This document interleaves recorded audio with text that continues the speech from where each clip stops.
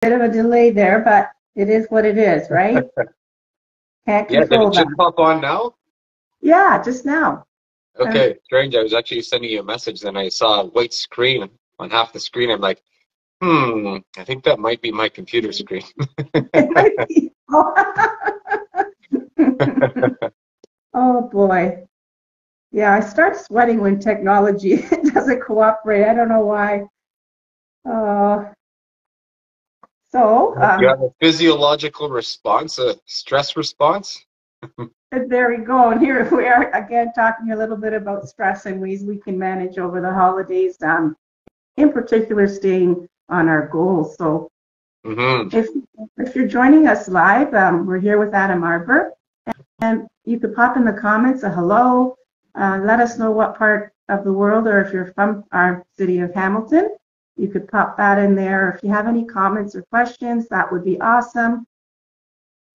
So we have been leading up to the holidays talking about how it can add additional overwhelm, right? With added, commitments, the added, the shopping, entertaining, added financial expenses. All of these things can heighten our stress level. And although a certain amount of stress can help us in periods where we need it, prolonged or chronic stress can lead to physical and mental difficulties, right? So you've got to find ways to manage stress as well.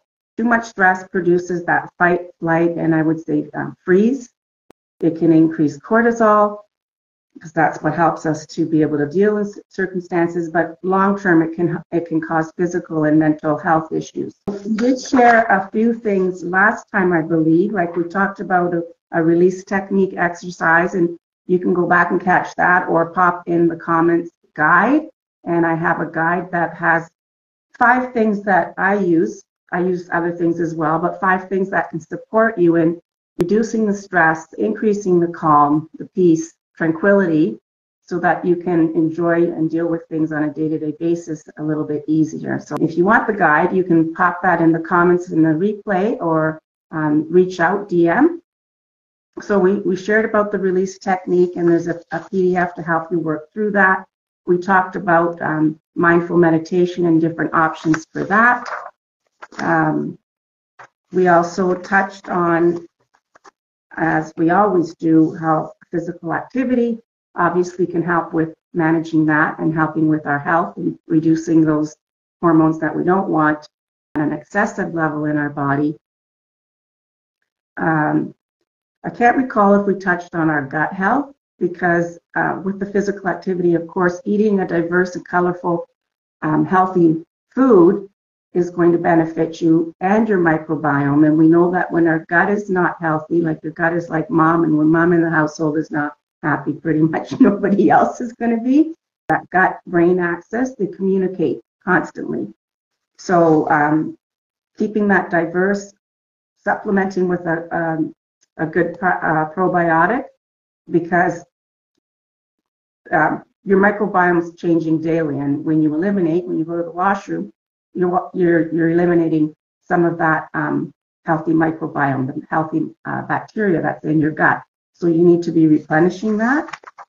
And I touched on the use of aromatherapy and how, when you inhale and smell on, for example, an essential oil, it's like a direct text message almost going to your brain, and your brain signals to the rest of the body, hormones, whatever, to do what your body needs at that time. And it literally can support you and either calm you down to help you with that, or uplift you or energize you. There's so many ground you, and literally within seconds that they can have that effect on you. So I just wanted to review that. But we had chatted a little bit about some tips to keep you on track, especially if weight management is a goal that you have, or weight loss, which Adam is phenomenal at helping support people with that, with functional health and physical movement, mobility.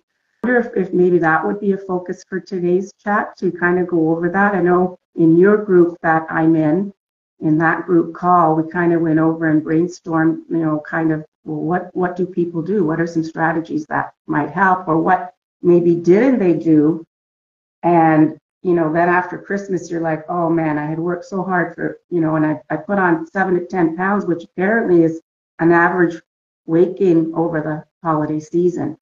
Hmm. Yeah, well, let's dig into that then. But before going there, Doris, I want to throw out two things. And I would like to say hello to Stefan, and there's somebody in here whose handle is Dreams, something Dreams Light Studio, I believe it was. Oh, And, great, welcome. I have a hard time seeing the small print when we're on here, so thank you for seeing that. so Comes yeah, with age. thank you for being here. So we're going to dig into some tips about staying on track during the holiday season. So Doris, you mentioned this guide, this, and what is this guide used for? Is this something, the techniques that are in here, is this something that you use when you're feeling stressed out in a moment, or is this something that will help you overall? How does this guide work? It kind of has a little bit of both, because I feel like some of the things that are in there, for example, like the meditation, maybe you don't have to do that on the daily, but if you do use that technique, and there's some examples and links that you can go to there, it's going to help you long term. And physical activity, as you talked about last week, we should be doing something every day. It's easy to fall off the wagon and when you get busy and not do that thing. Like I mentioned, there's certain things that I schedule in that if I don't do those, I will feel a heightened level of stress. So it kind of Mhm. gives you some suggestions from where to start. Now, there is that technique I spoke about, and that is not necessarily something you need to do every day. It has questions you can ask yourself. So when you sort of can feel, your shoulders are up here, you just feel like overwhelmed. Maybe you're not focusing as well or able to get things done because you've got so many things going through your head and you don't know where to start. So there's, 6 questions there that can kind of help get your emotions out. And it was actually developed by a psychologist, Mhm. and it's been shown to certainly help with that. Journaling we know is important, but sometimes you're like, well, what am I journaling about? Am I just writing about what I'm thinking? Whereas this technique can actually guide you to Mhm. release those things that are bottled up through the questions, right? Awesome. Yeah. Um, and then, of course, aromatherapy, that's something I do daily. So depending on what emotions I feel, you become very in tune at which ones kind of support you with what. Um, there's ones that help to ground you when you've got that monkey brain, where it's just like, I don't know what to do. Just that can help you with your focus. There's so many different options. I do use a system called Adaptive, and it was specifically created. It's our calming blend. So there it is, all in the name, right? Mhm. And the other one was that meditation. Oh, and the physical activity, right? Yeah. That's going to help sometimes when we feel like we're exhausted and don't have the energy. And then we actually do go out and do the physical activity, we feel better and more energized. Mhm. So I think one thing that I'd like to say about that is that, obviously doing taking care of your health over time, you learn to check in with yourself, obviously, because you know that's the first part in actually being able to take any action towards how we're feeling is to check in with ourselves. And the thing is, if you're not noticing that you're stressed out or slowly becoming more overwhelmed, which is very easy to lose sight of, especially over the holidays when things are busy, a lot of times that's what we do. We just keep going and going, like whether it's in social situations or if it's out Mhm. shopping in a mall, because those are two common times where people just spin themselves right out so they don't check in with themselves. And that's the first thing you want to do. So when you're in A couple just points on that, Adam. Just, are you having a more restless night's sleep can be a sign that you're carrying stress, right? Mhm. Are you maybe reaching for snacks like sugary snacks, or just reaching for food even if you're not hungry? That can be a sign. Um, just your energy level and being more tired than usual. Increased physical pain in your body can be a sign that you're carrying more stress. Tension in your neck and shoulders. But like you said, you have to consciously check in to become aware of that. Otherwise, you just think that that's the way life is. That's what I'm getting older, I'm busy, I'm at work, whatever. That's just part of life. I have to just accept it, and we don't, as you well know. Yeah. So let's come back to that in a minute. I'm going to pose this question and see what comes out. So why not just say, you know what? It's the holidays. Screw it. I'm going to do whatever I want, and I'm just going to throw everything out the window. And you know what? I'll recover in the new year at some point. Why not do that? Well, maybe why not? That might be a strategy for someone to say that, you know what, I'm on track all year long. When I'm going out, I'm not going to limit myself at all, and I know I'll get back on track because I'm healthy. Da, da, da. So that might be a strategy for someone who, is maybe on track or whatever. But if it were me, and I totally let myself go, and I've been there, I've done that, right? Where that 7 or 10 pounds comes back on. Well, we know that it's not easy to knock that weight down, right? It seems to come on, seems to go up easily for a lot of people. Now, I know there are some that have difficulty gaining weight too, so they want to. So throwing it all out the window, I know when I do that, I physically feel sick afterwards. Like I have less energy. I'm then craving the sugary stuff again.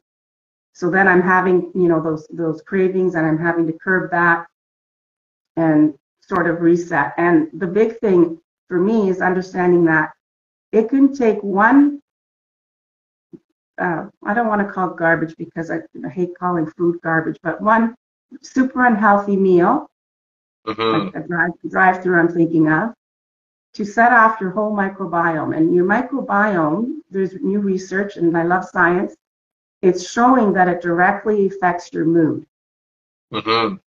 Definitely. You can do that, and like over the holidays, there's a lot of sweets for sure, but there is a lot of healthy home cooked meals happening as well. So that's one of my strategies, is to focus on the healthy things, and if there's treats, I think it was Deb in our group said, it better be one that I'm really, really, really going to enjoy, right? Or my strategy is to take a bite and then pass it off to my spouse and give him sugar. I feel like I'm subjected to that as well. If my wife will do that, she'll end up giving me a treat for every treat that she has. Or just hand it off. She'll have something and then she'll just hand it off to me. Here you go. Like, oh, thanks a lot. I talked about motivation before, and how sometimes we start from a pain point, right? And then where that's that push, and then we start to see the gains that what we're doing, and so then that motivation pulls you. When things don't go according to plan, that can set you back, right? It could be, well, why am I going to do that?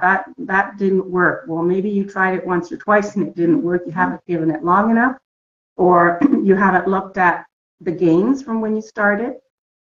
So to me, knowing how difficult it is to stay on track for myself, to totally just go off the rails, I know I would be upset with myself for doing that, and I wouldn't feel well.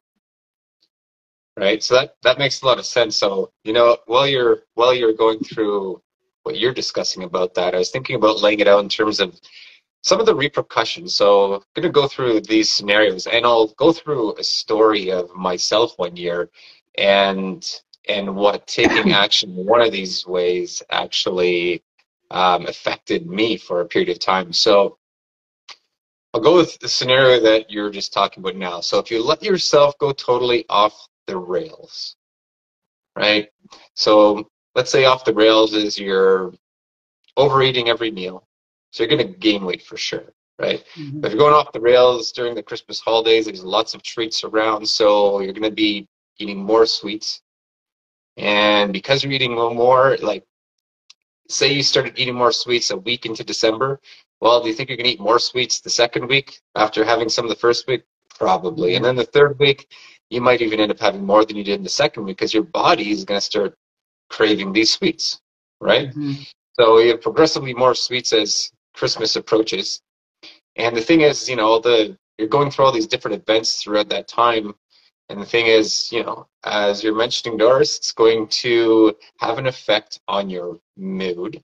So progressively throughout the holidays, there's generally more and more stress as Christmas approaches, and your ability to cope with it is going to become less and less. You're not going to be regulating as well, mood-wise, right? So your emotions are not going to be the same. You're not going to be able to show up with as much presence throughout that holiday season. And the thing is, the holiday season is really meant to be more relational. If you think about it, it's a time to be relational with family and friends. So, you might not get to see these people for a long time, right? You might see certain people you might only see at that time of year.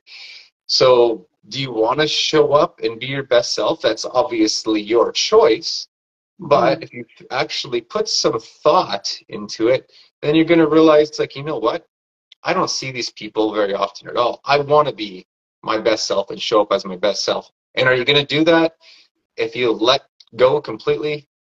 No, right? So that's one facet there. Now, going back to what I was initially saying is that obviously you're going to be overeating each meal, and you're going to eat more and more sugar as time goes on if you just let go to it all. And what's that mean? Well, you're going to gain weight. You're going to be bloated because there's wheat and there's maybe more dairy if you can eat dairy. And that's going to, because you're talking about the gut, going back to the gut, you're causing inflammation in the gut.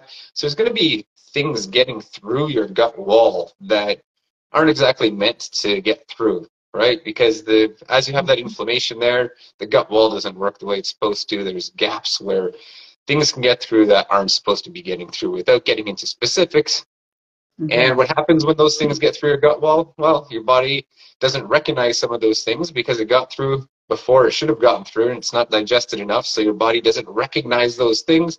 That causes inflammation in your gut, in your body, in your brain, right?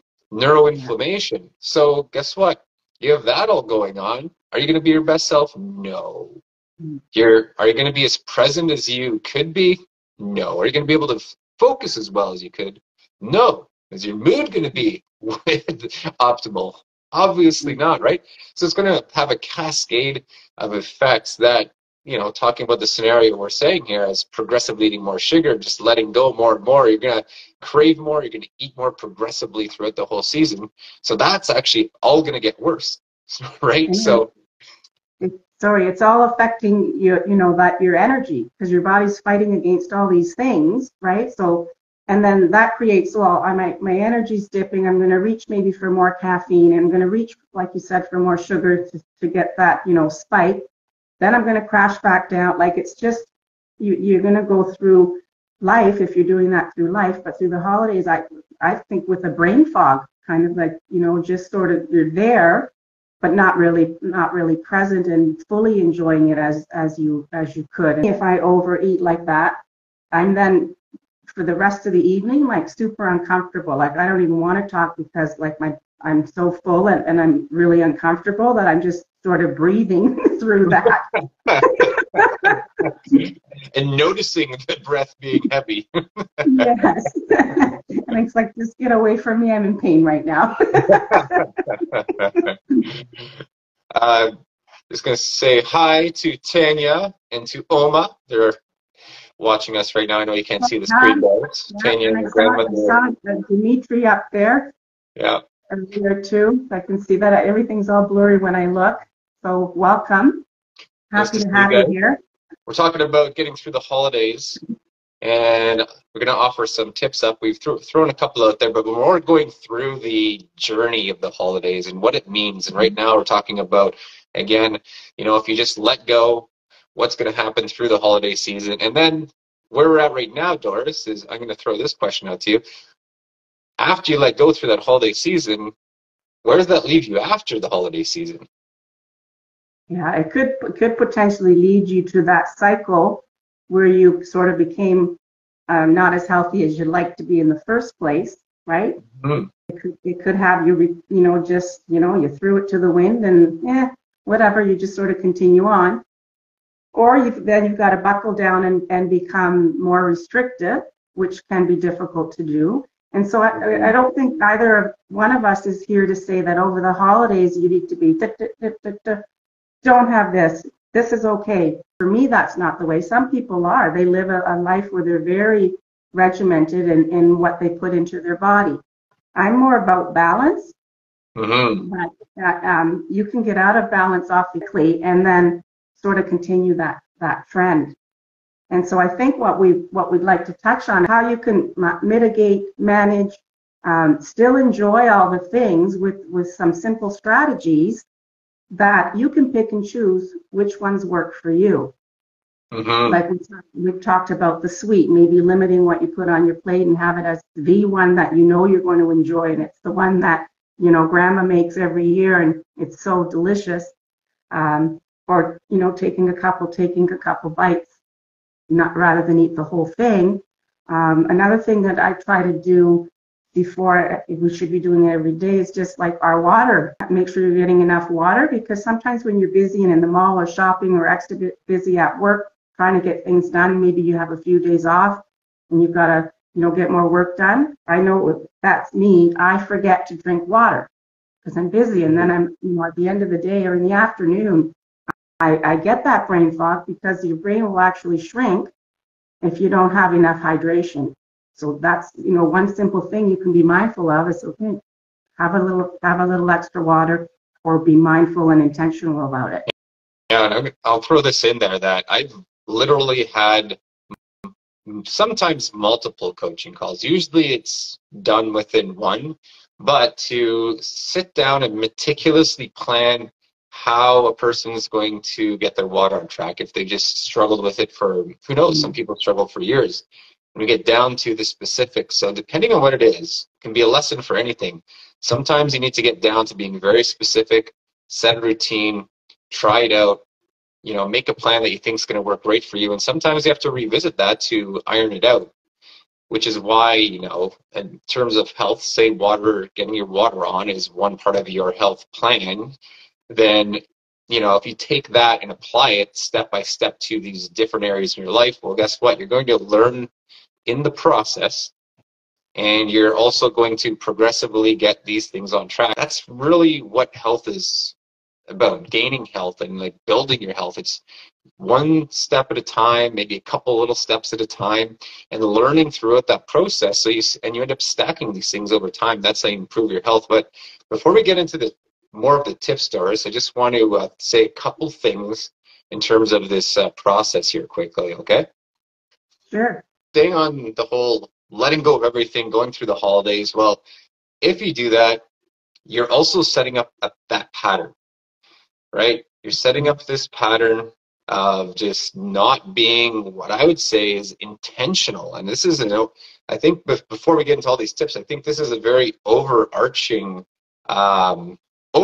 tip, let's say, is to be intentional. I'm going to come back to that. So say you're not intentional and you just let go to everything. Maybe you have a really stressful career and you get to that time of year and you're completely burnt out and you let go. Well, maybe that's what you feel like you need to do, and maybe that is what you need to do. But what you would also need to do in that case is, either figure out not to be as stressed in your career, or you might want to consider changing that, because if it's that bad where you're so burnt out that you have to just completely zone out for a couple of weeks of your life, then obviously whatever you're doing that got you to that place is not a healthy place to be. So, it'd be good to try to figure that out. But say you do go through that time unintentionally, let go, you set these new patterns in place. So it's going to be hard to get back on track generally, unless, like you were saying, Doris, that you're on track all the time, and then during that time you choose to just be just completely free. The thing is, if you set a pattern in place and you build your health up progressively, you've learned through the process, then in that case you might be the person that can go for free for that period of time, and you probably won't go overboard because you're doing everything for the right reasons, everything's patterned for you and everything else, right? So that might be okay. But for most people, what'll happen is if you let go during that time, after that, well, now that pattern's in place, so that makes it harder to come back from. Now you've consumed a bunch of sugar, So your bacteria in your gut is going to be all out of balance. You're going to be having cravings. You're going to be more bloated. You're not going to be in the best mood. You're going to be tired, right? It's going to take a little while to restore that, like taking probiotics, trying to clean things out. Who knows, maybe even doing a colonic cleanse just to get some of that out of there and resetting your system, which can be a quick way to get yourself going in the right direction, right? But basically, you're going to end up in that place after the holidays, not feeling your best. You might feel guilty. You might get huge motivation from that to start in the new year, but it's kind of like blood sugar. If you think about it this way, it's like going through the holidays. Let's say your stress is going up, the food you're eating is going up, everything else, right? And then after the holidays, there's this kind of crash. And then you want to, on the other side of that, you want to make up for everything you did during the holidays. So now you go overboard for the first few weeks in January and just pushing yourself really hard. And then guess what's going to happen? You're going to burn yourself out from that. You're right. You're going to burn out from that. You're going to burn out again. And you're like, I can't keep this pace up. Forget about it. Right? So, exactly. So, there are repercussions to going through that all or none kind of way of doing things. And I think one of the overarching principles that's important is the one word I mentioned, which is being intentional, right? Doris was saying, we're not here to tell anybody to be, super regimented, right? Everybody that's here is going to be in a different place in their health journey.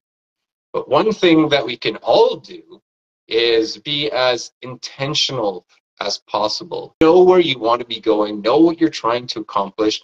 Keep that within your awareness by, maybe going over your goals once a day or maybe at least once in a week. Deciding what things you can do that are going to help keep you on track. And that's where we're going to go through some of the tips that we came up with on one of our group calls and maybe a few other ones that I have written down here as well. That all only matters if you're actually trying to be intentional with your health. Now, we talked about what will happen if you're not intentional. Well, on the other side of things, if you are intentional, well, what's going to happen?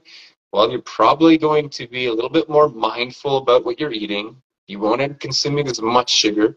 So once the holidays are done, you're not going to have, maybe you don't gain that 7 to 10 pounds. Maybe it's more like 3 or 4. Maybe you're one of the special ones that somehow stays on track enough that you don't gain anything. That's rare.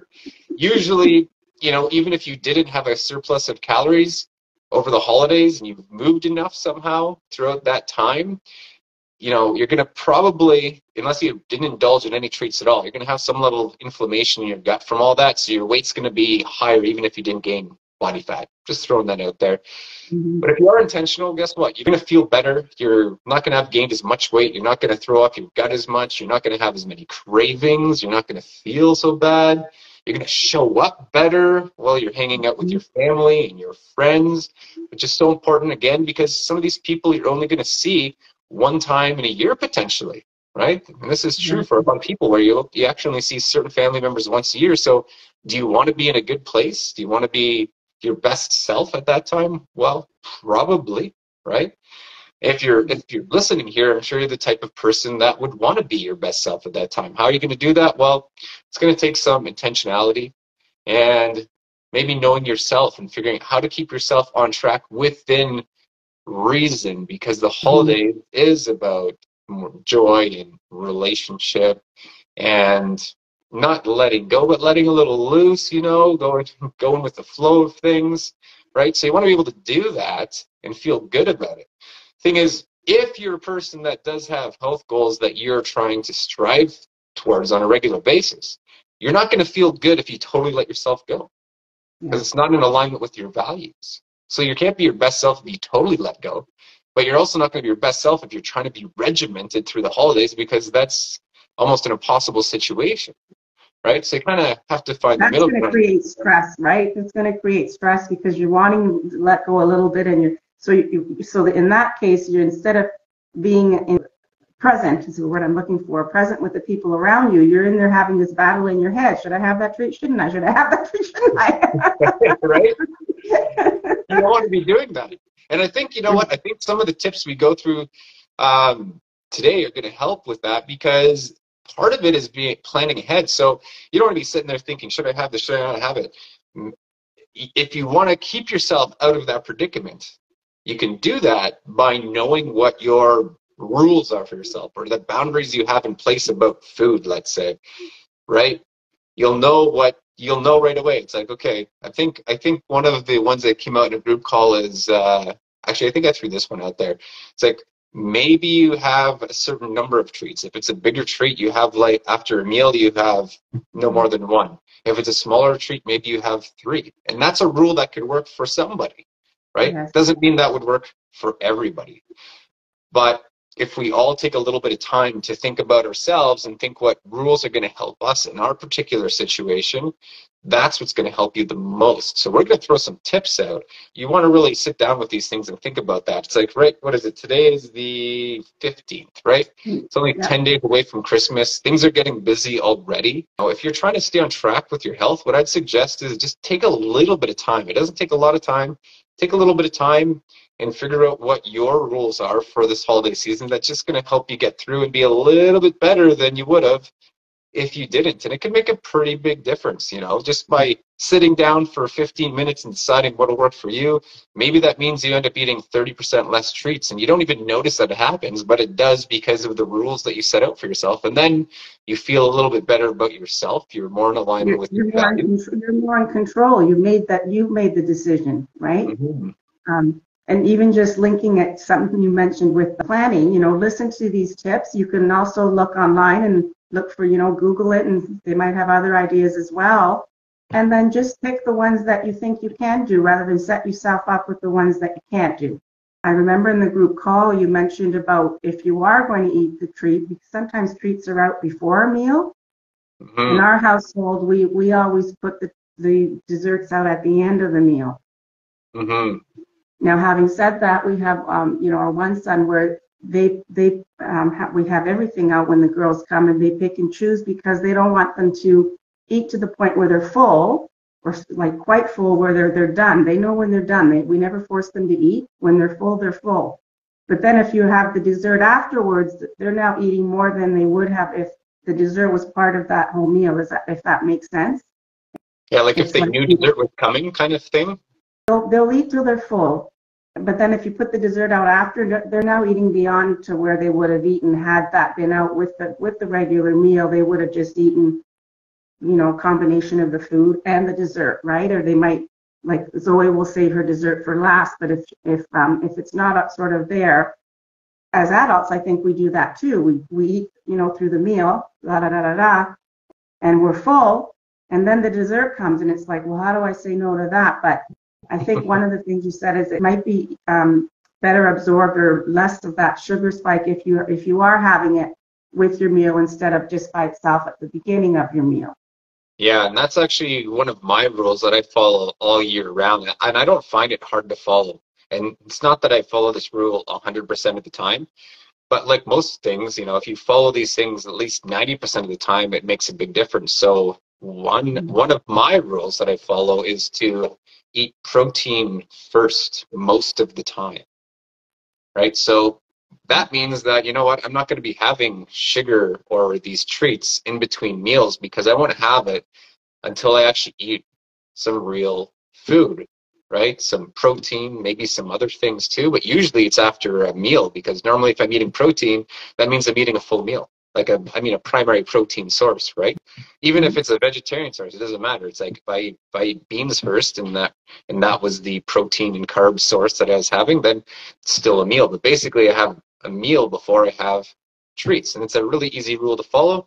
Makes a huge difference. Blood sugar doesn't spike so you have less of a negative effect from having that because when you spike your blood sugar, that throws off your body's regulation and it does throw off your mood and it can make you tired, which you also don't want. So I Yeah. think that's a really good thing. So Doris, I'm going to just run through some of the tips from our call because I have them pulled up here. And as you're listening, you could think about maybe you already do that. Oh, good to know. I've already got that strategy in place. There might be one or two that you maybe didn't think of that you could add to that to make it easier, right? Exactly. Eat healthy before going out for dinner. or just going out. That's what I'd say. If you're going to be going out shopping during the holidays, you're going to be moving more than usual. It's going to be a little more stressful potentially. You're going to be out there longer than you'd expect. You don't know where you're going to be able to eat maybe or not. So eating healthy before actually leaving the house is a really helpful one. So I'd suggest doing that because you're in control of what you eat when you're there. When you're out, if you get randomly hungry because you've been out shopping, or social situations that just extend for long periods of time, who knows what you're going to be grabbing. And guess what? There's treats around. So if you go to a place where those things are around and you're hungry, then you're obviously going to grab these treats, right? So that strategy is a really good one. And that's a good one to do any time of the year, like before going shopping for food, for instance. If you either work out before you go or eat before you go, both situations are going to have your body regulating better. So then you're not going to be craving things when you're out shopping, which means you're going to make better decisions and bring home better food when you go shopping. So that was one that came up. I read a statistics like that don't go to Costco, especially if you're hungry, because they've got all the samples out. And I somewhere I read it said if you have maybe not even all of them, or maybe whatever's out there, it's something like 200 calories. Yeah, right. 200 calories. If you did that 7 days a week, 1,400 calories, that right there would be, not that you'd be in Costco that many days, but just to extend it to if you were doing that daily, right? 200 calories isn't a lot either. Like 2 tablespoons of any kind of fat, that's going to be 200 calories. But 200 calories each day over a week, that's a half a pound of fat, right? And probably not all the things that are out there are healthy either, right? They have some things that maybe you wouldn't be eating otherwise. I often wondered, are there people that go there every day just for the samples? Potentially. I don't know if I'd want to be in Costco every day, that's for sure. Okay, so one I think you mentioned, Doris, was limiting appetizers.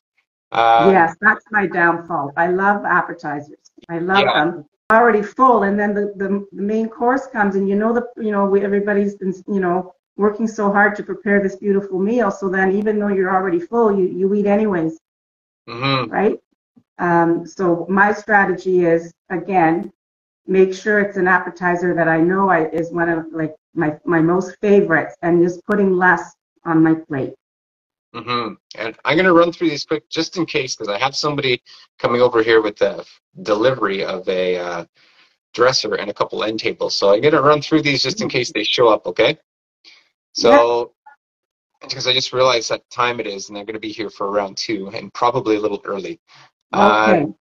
So we got limit appetizers. For me, I don't mind having appetizers if I have something like calamari, because then the main meal comes. I'll just end up saving a portion of the protein potentially in that case. So I might not limit the appetizers. I just might choose ones that have more protein, and then I might save some of the carbs and the protein from the other part of the meal, which usually when you're in a restaurant, the carbs are high, protein's a little low anyway, so I wouldn't want to eat all the carbs, so I can save that for another meal. So again, it depends on the person, right? Somebody might want to limit appetizers. In my case, my strategy is a little different. Some people, I don't know who could do this during the holidays, but one of the rules that was put out there was no sugar. I feel like that's pretty really restrictive rule. I don't know who would follow that, but that's just one of the ones that came out in our call. But being mindful about selecting your food, that's a big thing, right? Being mindful, checking in, being intentional. If you can manage to check in, be intentional, and think about the things that you're doing and have a strategy, that's going to make a huge difference. And it's going to be different for everyone, as we keep saying, but, it's I'd say that's the basics of it right there, is being mindful and intentional. Always have real food before eating desserts. Avoid desserts and treats between meals. The one that you said, Doris, don't bring out desserts till after the meal is completed. The rule that I mentioned, which is if you have a dessert, choose 1 treat or 2 medium-sized treats or 3 small treats. And again, these are all suggestions. It might be a different rule that you might want to have for yourself. You might not want to call it a rule. You might want to call it a guideline, because the word rule might seem too restrictive for you, right? If craving something, maybe have a coffee or tea first and then reconsider, because coffee and tea is bitter, and that actually sometimes quells those cravings, right? mass producing food. So making sure when you make food during the holidays, because we have less time, make bigger portions that last for a couple, 2 or 3 meals. Let's see, that's super helpful. That preparation is huge, and that preparation is great when you're just about to go somewhere and you don't have time to prepare a meal and you want to eat something healthy. Well, where's that healthy something going to come from if you don't prepare it? Right? So preparing some food ahead of time, that's what you could have right before heading out. Maybe you don't have a full meal. Maybe you have a smaller amount because you want your energy to be up and you don't want to be digesting too much food. But if you have some healthy food that you already created, then you can grab that and go. And that's what you need during the holidays. You need some grab and go. You need to make eating healthy convenient. If you want to eat healthy, that is really, really important and helps a lot. Let's see. Using things like frozen vegetables, right? Quick things to make during the holidays. They're nutritious as well. They're usually flash frozen when they're at their peak nutrient density anyways. Sometimes frozen is actually more nutrient dense, right? Yeah. Let's see. Preparation. In the notes, preparation frees up time. Only have things you absolutely love. That was one of the rules for desserts, and that one I know works for you, Doris, right? Mm-hmm. And that might work for a number of people actually. I think that one is something that you develop over time. If you didn't have that rule and you just all of a sudden that's what you did, I don't know if that would really work, that guideline, because you have to have that kind of discipline to do that, because I know a lot of people, just if treats are around and you're hungry, you're just going to grab whatever is there. You won't think, oh, is this great or not? You won't know. So it's easy to break that rule and go down in the wrong direction, right? Yeah. So I know that one works for you. I'm going to throw out a few exercise ones, and I just want to make sure that I want to take a look at my window to make sure that Jim isn't here with our furniture. So shorter exercise routines when busy. You don't have a lot of time, shorter exercise routines. Mm-hmm. You're eating bigger meals, maybe throwing a walk after big meals. It helps keep your glucose down. It only takes 5 minutes of a walk after a meal to significantly reduce the glucose spike that you get from your meals. 5 minutes. Better to do longer, but 5 minutes is enough to make a big difference.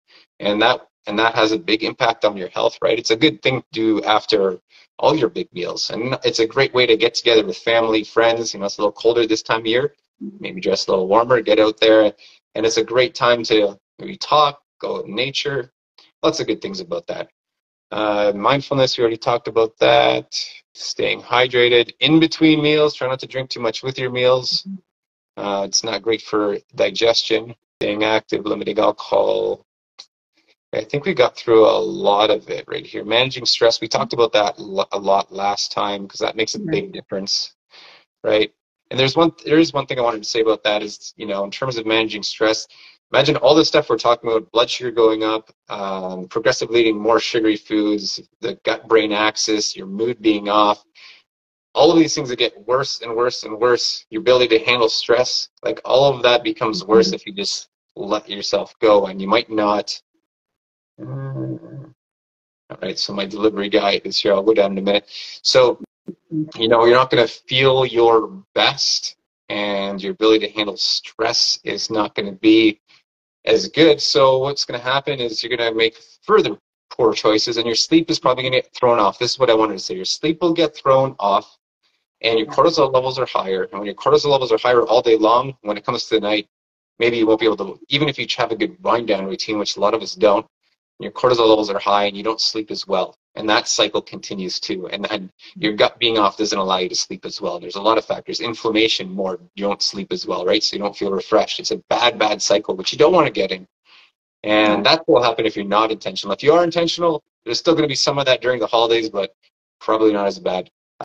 Doris, you want to finish things off because I have to get out of here because Jim is here. Well, I was just going to say, if you want any information, you can always reach out to Adam. He's on Instagram, Adam G. Arbor. And of course, if you're on here with me, you know where to find me. I'm also on Facebook, and I'm on Instagram and Facebook as Earth to Bottle as well. But do feel free to reach out. I will repost the replay. So if you would like the 5 effective ways to calm your mind and your nerves, guide, just you can let me know in a DM, or when it's posted, you can put guide, and I'll get that to you.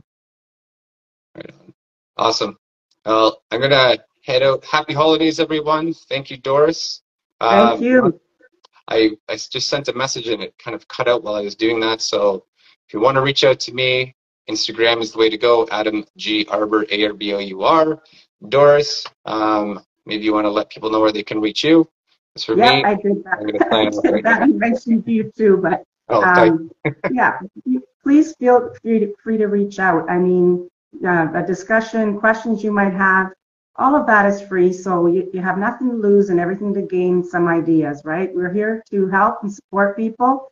Adam is amazing. He has many gifts and talents of how he can support you. I look at people's goals and concerns and try to incorporate natural alternatives to help you get results even faster. Thank you all for being here. I see Simone all the way from Italy, and someone from Greece even on here. So I really appreciate you popping on. Hope to see you next time. Happy holidays, happy Hanukkah, Merry Christmas, all the best. Thanks for being here. Bye-bye.